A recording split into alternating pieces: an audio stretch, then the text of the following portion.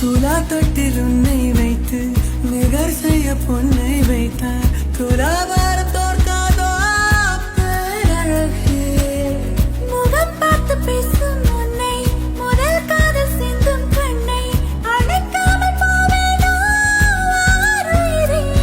ஓ நிழல் போல விடாமல் உன்னை தொடர்வேனடே. புகை போல படாமல் பட்டு நகர்வேனடே.